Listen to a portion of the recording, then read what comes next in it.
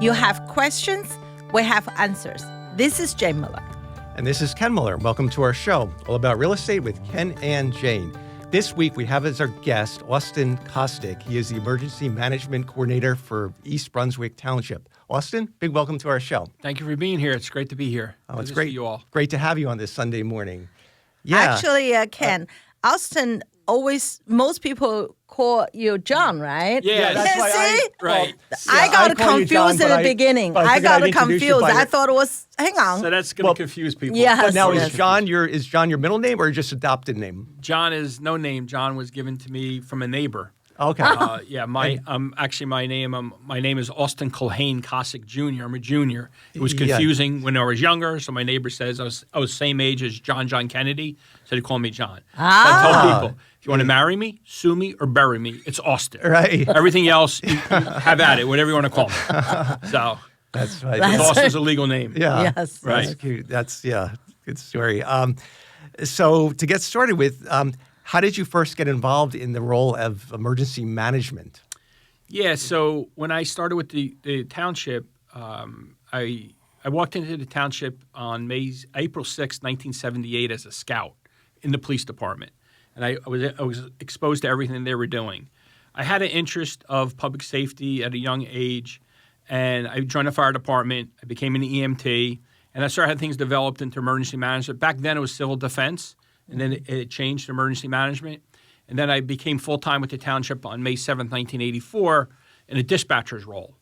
And that quickly turned into emergency management because the person that was doing emergency management at that point had retired out. Mm-hmm. So I had the fire department experience. I had some EMT experience. So they said, would you be interested in that? I went to college for criminal justice at Seton Hall University, and it just kind of snowballed out from there. And then took a life on its own. I became a certified emergency manager when that certification first came out in 1995, and I've just built my career up from there. So emergency management is a complete wheel of law enforcement, health, public works, public service, social services, fire, and kind of got that education through the years to complete that wheel to be able to be the coordinator.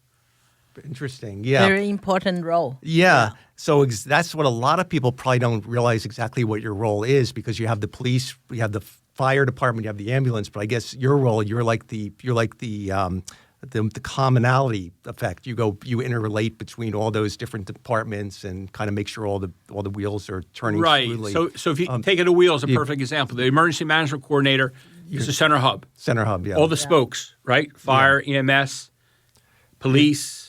Health, services, that's the spokes.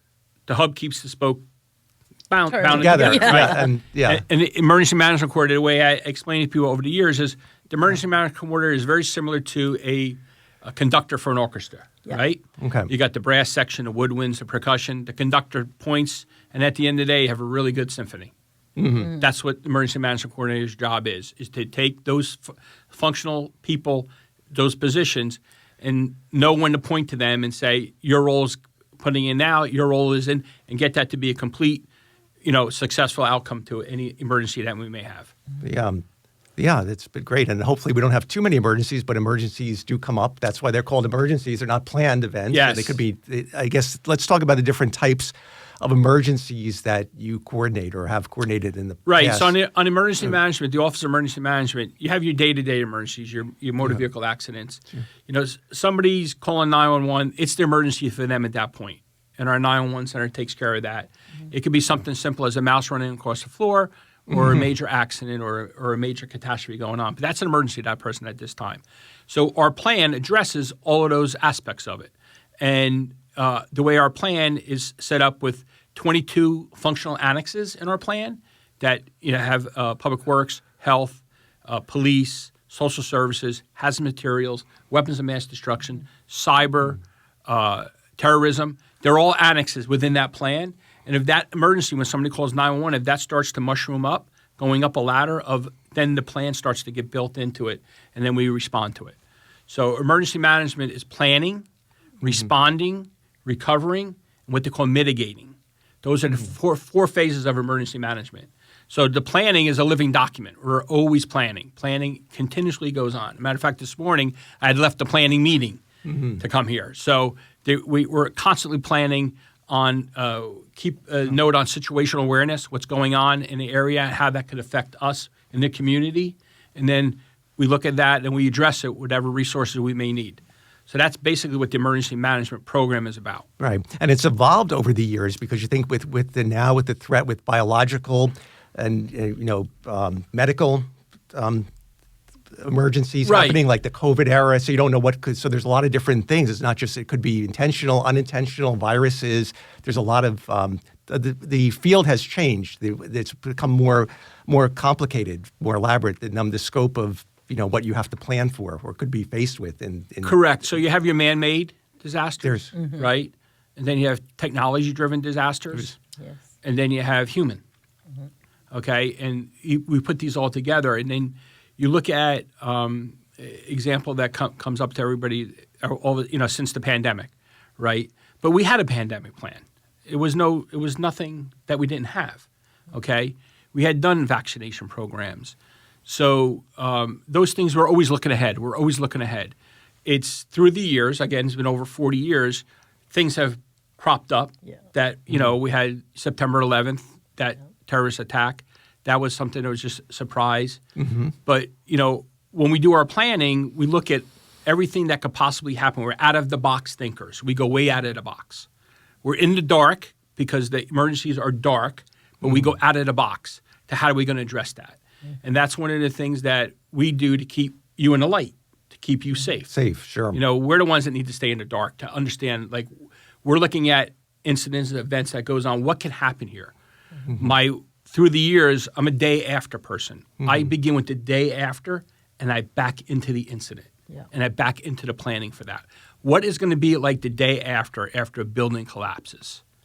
Okay? That's where I start, and I back into the building collapsing. What am I going to need for that building to collapse? But I start with the day after. If I can get to the day after, look what the day after is going to be. When I back into the actual incident, it should run fine. It should be as smooth. That's the objective.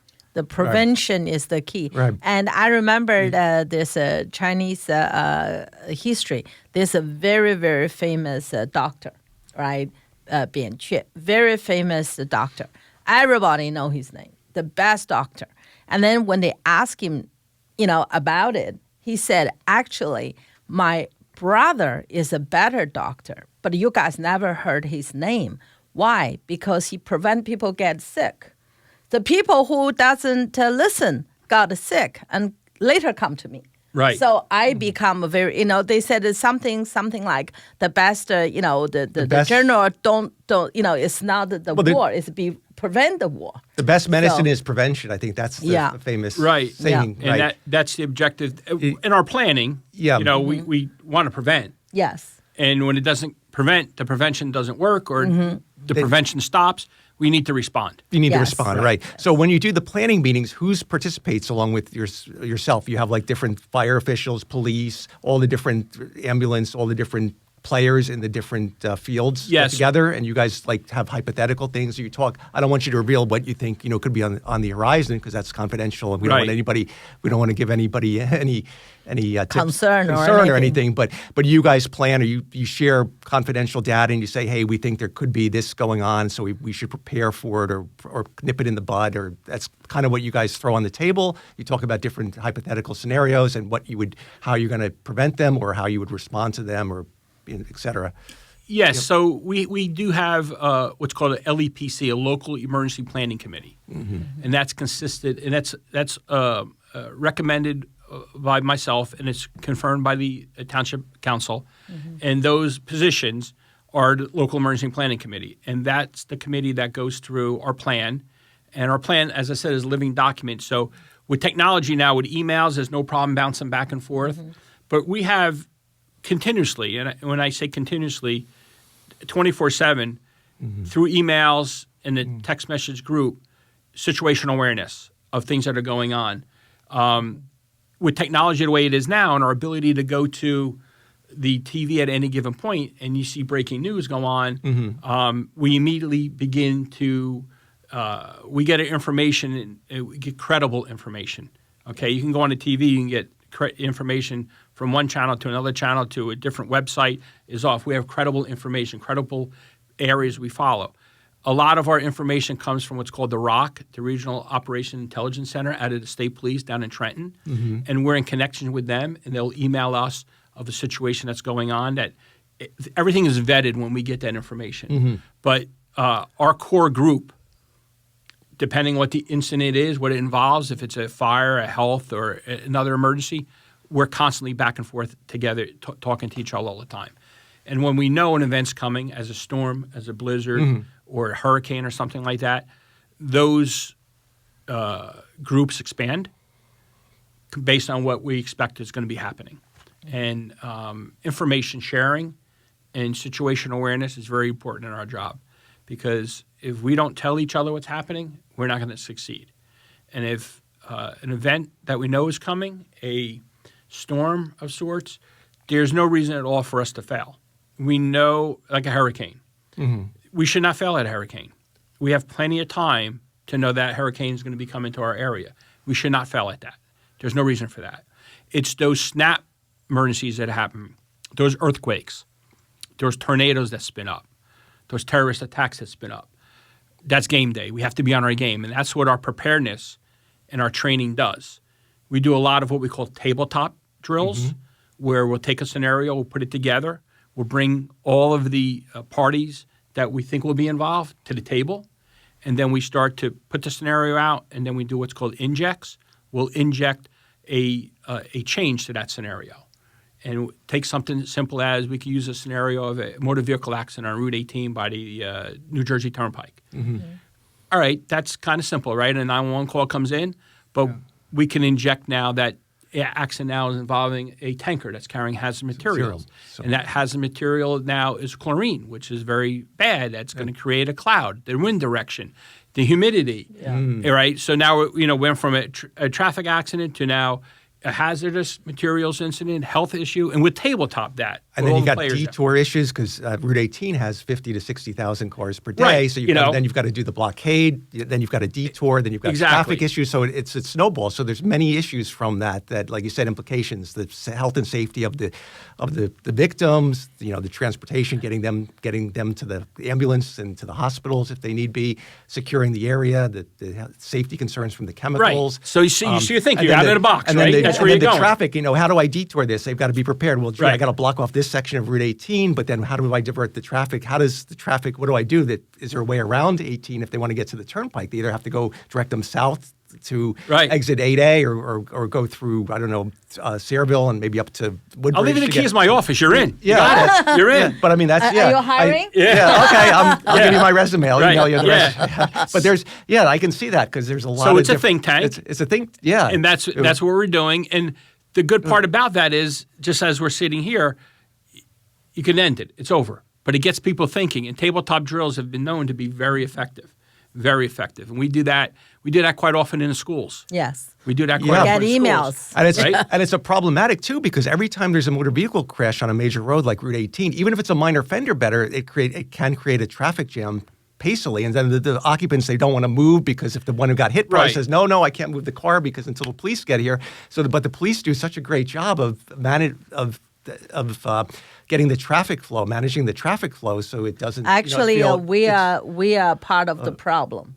Okay, all these years, we Mueller family has been good, thank God for that. But one day, one morning, we got a phone call, which any parents would be worried. Our daughter suddenly called us, her car just stopped. The thing, Dumb's Corner, going to the Cranberry, just a half block before high school. Yeah, right. Her car just stopped there in the middle of the street.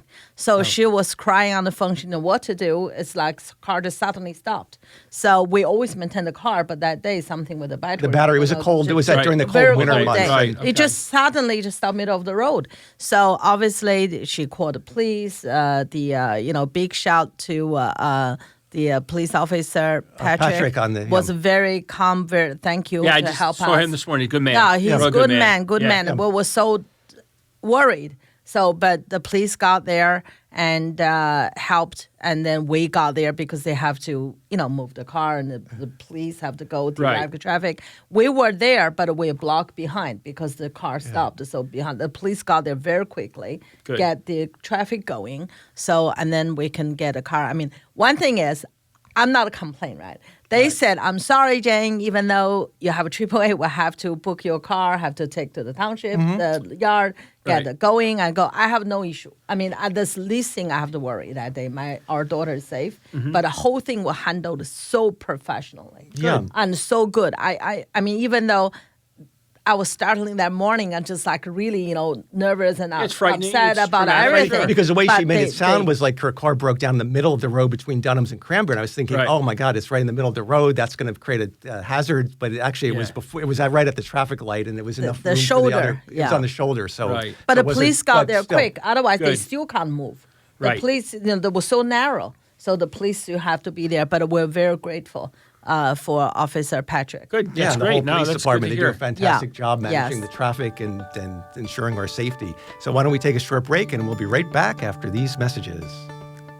Okay, welcome back to our show. We're joined this Easter morning with Austin, also known as John Kosik, the Emergency Management Coordinator for East Brunswick Township. I should wish all our listeners and all you guys a happy Easter today. Thank you. Happy Easter. He is risen. Yes. Thank you. Thank you. Yes. Happy Easter to everybody out there celebrating, and also happy Passover that happened recently. Absolutely. So we were talking about how great the police has been and the responsiveness, and how about the community? How important is it for the community to get involved and educated in emergency preparedness, and how can they? What are the venues out there for the community to learn about it, and so they can have all the bells and whistles go off and be notified promptly if there is something affecting them? It's very important because that's where emergency management starts. It starts at the community. It starts at the individual person. So I'm a big just proponent of everybody should have a plan, make a plan. And the plan is, as we discussed a little earlier about a tabletop, put your plan together, your family, your reunification locations. What you want to be able to do is know what your family needs. Know your needs, medication needs, relocation needs, pets. Don't forget your pets, okay? Right. So it starts with the family in the community. If you see something, say something, do something, right? You've heard that phrase before. That's part of emergency management. So we want people to know, like if you see something out of the ordinary on your block, give us a call so we know. It could be a strange odor. Maybe there's a gas leak in the street that we're not aware of. So it starts within the community, and then it will raise up. It will blossom up, mushroom up with the community. And then when something happens, we can let the community know what's going on, and the community could respond as they need to for themselves. There may be situations where you need to evacuate. Okay? Well, you already know where you would go during evacuation. You don't want to figure that out after we tell you need to evacuate, because that scenario you brought up earlier about the chlorine tank around Route 18, that would force you to have to leave your home. Sure. But you should have that in your mind already. If I have to leave, where am I going to go?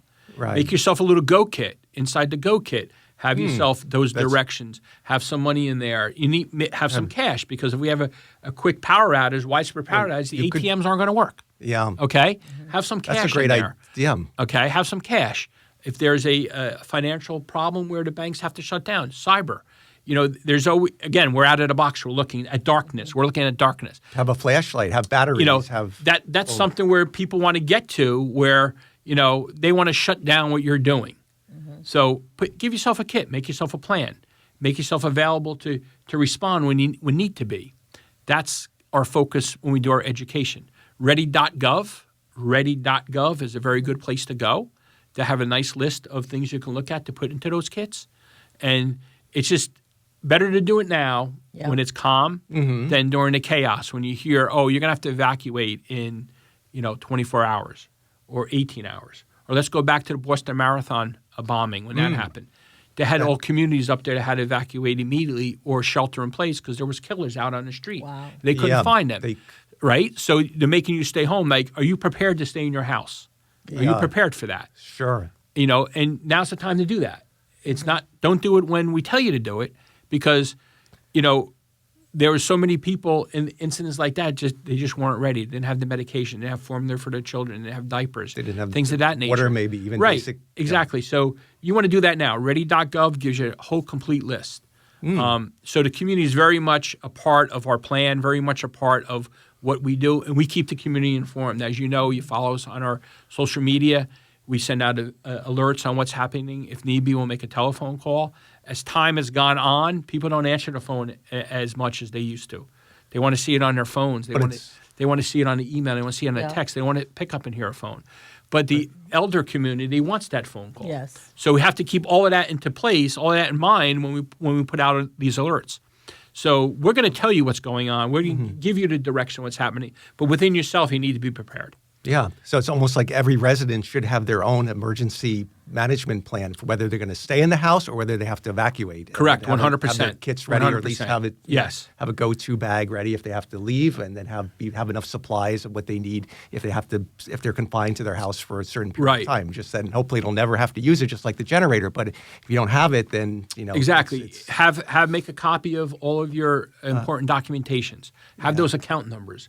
Have those reference numbers for your homeowners. Have all of that important documents, a copy of it in your Go Kit, and keep your Go Kit with you. I recommend that you have that information with a relative off premise. God forbid your house catches on fire. Yeah. Okay, you have a fire in your house, you can't get to those documents. You're going to go off campus to a relative or a safe deposit box, and you can pull that stuff out and you'll have it. Or even simply in the trunk of your car. In a sealed, in a secured bag or some sorts. So you have that. Again, it's all preparedness. It's out-of-the-box thinking. Yeah. You want to get out-of-the-box thinking. And you've done that. You've done that your whole life. You don't realize it until you start to talk about it. When you go on vacations, when you were younger with a young family, you would pack things that if there was a rainy day, we have the Monopoly board. We have, we know what movie we can go to. We're going to the beach for the week, but I'm prepared that if the beach is not able to go into because of the rain, we have things to do. You've already been doing this. Yeah. But now it's just into a bigger fashion, do it for your daily life. Wow. Now, thank you. I have to really think about it. Yeah. I mean, there is some saving grace with the computer, with the Google Drive. A lot of the documents, people now are scanning it. So as long as you have access to a computer somewhere and you can log in. But you still need to print it out. But it's still good to have the paper backups as well. And because you never know if something happens to your house, you need to have your policy, the phone number, and everything. Something happened to Google. Yeah, that could happen too. Yeah. So it's that's all good. And that's a good point. And that's our thinking of out of the box and thinking the darkness. What's our everyday life consist of? Those bad people want to go after that. Yes. Okay? So we need to be prepared and be, ahead of them. So, in our job here, that bad incident only has to be right once. Our group has to be right every time. Yeah. We have to be right every time. So we want to try to get ahead of what they're doing. And you need to do that with yourselves too. Yeah.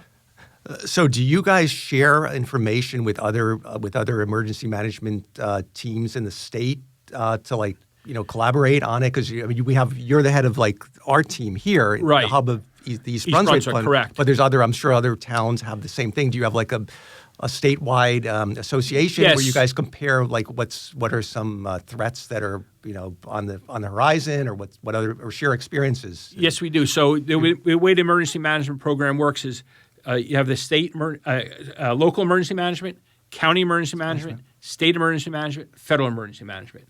Those are the 4 steps in a ladder, and the information goes up from me up to federal, and from federal down to me. So we meet once a month physically, through email and text messaging. We're continuously talking, and we're sharing information all the time. So that's all there. That's all in place. It's a great chain. If one of the links breaks off because somebody's not available, you have those other links to go to. And that's how it works. And the program is strong. It's a strong program. It's a reliable program, and with confidence, it's a high level of confidence program. Sure, because information is key, right? Information Absolutely. is knowledge. So the more that's shared, the more information is key. Yes, key to everything. Yeah, and we share a lot. We share a lot of information. Great.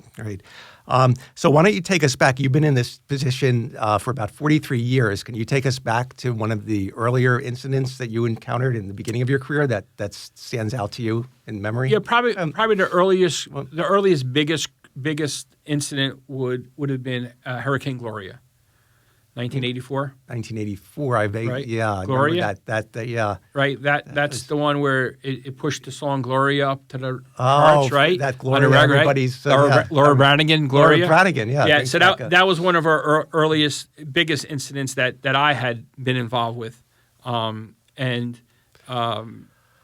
affected New Brunswick really bad, which pushed the water down towards us. So I would say that that was probably the earliest, biggest one. But throughout the years, I've had a number of. We've had 18 presidential declarations of disaster in East Brunswick, and that's a federal disaster now. Okay, where it's a presidential disaster, which falls into the federal program of reimbursement for local government and reimbursement for individuals. Okay, where the government will come in and pay. All right, it's called public assistance and individual assistance. We've had 18 of those for East Brunswick, and some communities don't have zero. All right, so that's what's been happening through the years. We've had all sorts of memorable in the sense of emergencies that wouldn't fall into an emergency, but would fall into an emergency management function of presidential visits. We've had 2 presidential visits under me. 2 Coptic. Really? Oh, where did they visit? Which location? The Hilton. The Hilton. Yeah, we wow. had President Clinton. Clinton was at the Hilton. Oh. President Bush was at the Hilton. Oh. Yeah. Okay. So we've had come under emergency management, but not an emergency. But just a dignitary visit. We had 2 popes, 2 Coptic popes. Oh. Came town. We had built out those events. The president of Slovakia was here. Wow. Up at the fairgrounds. We had those events. And then, you have your notable emergencies that people, see at the headlines, but those things that are behind the scenes that, we have done, they're all there. So, busy. It's wow, busy. it is. It's busy. It is. Yeah, that's something. So in your 43-year career, how has the role of the emergency management coordinator changed, if at all? Have you seen It's changed quite dramatically with technology. Yeah. Technology alone, right? So when I started, we were typing memos on a typewriter. Yeah, and you didn't When I started, we had 1 computer. And we didn't have cell phones. We had No. cell Back phones. in the 80s, there were no Right. cell phones. We had and cell phones. So if I wanted to get some information out to somebody, I either called on a regular landline. There was no cell phone. Yeah. All right. Or I hopped in a car and I drove and I spoke Yeah. to him face to face. And there were no pagers even, because No pagers pagers. evolved, I think, in the Yeah, 90s. the beepers came out, Beepers right? came out, and then you could page somebody, right? So we went to the beepers. We got beeped. Then we went to a phone and called the person. And then the text messaging pagers came out. We got to there. Then we got to the regular cell phones. The first smartphone I got, the first smartphone I ever got, was the day that we had an earthquake. The same day. Okay, I just got the smartphone. Just got it. Right, and that was ringing. I'm looking at it. I have no idea how to answer it. Because I literally picked it up 15 minutes before the earthquake hit. And it's ringing. I can see a call coming in. You know which...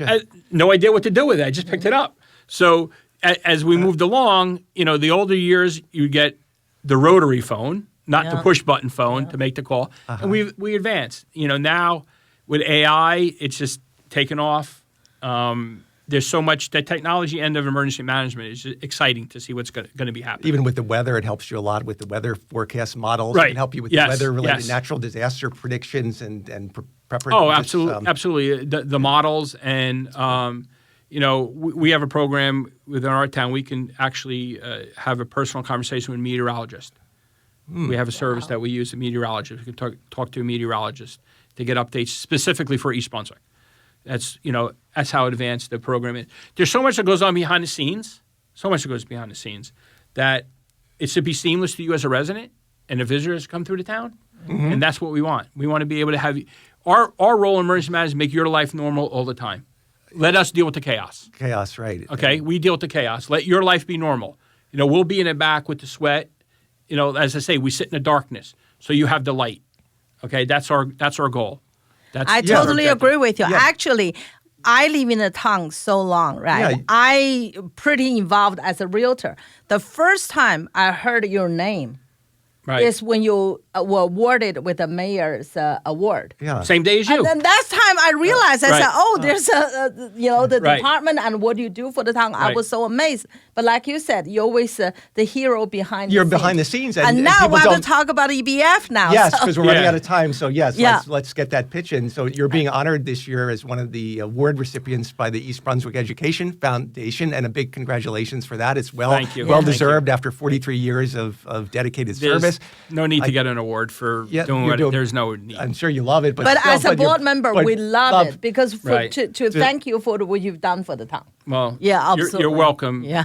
There's plenty of other people that are much more in line to receive. Well, you're being, No, you're being you- too you- humble. And Too he- humble, you know, it's too Easter. You know, Christ is risen. Yeah. Look what Christ has done, and I just follow what He tells us to do and Yes. live His footsteps. But thank you, and you know, it's a great organization, foundation. They do so much. It's and it's- For the Happy school. to be with them. Yeah, very good. yeah, and we're looking forward to the To the dinner. to the If dinner and anyone to the guests. interested to Yeah. And we'll be purchase- there to yeah. give our support too. Right. It's Thank on you. April 30th, so it's coming Yes. up. April 30th, yeah. April 30th, yeah. If anyone interested to purchase tickets or interest to put advertising, thank you, a note in there, please contact Education Foundation. They have a Facebook, the website. You just Google East Brunswick Education Foundation, EBF. All So right. you have all the EBF. information there. We're out of time, John, but big thank you again. And Thank we're going you. to have you come back next week because we have more to talk about on this very important topic. I'll be happy. Thank you so all right, much. So we'll see you next week. Happy Easter, everyone. Happy Easter, and we'll see you guys next week. Happy Easter.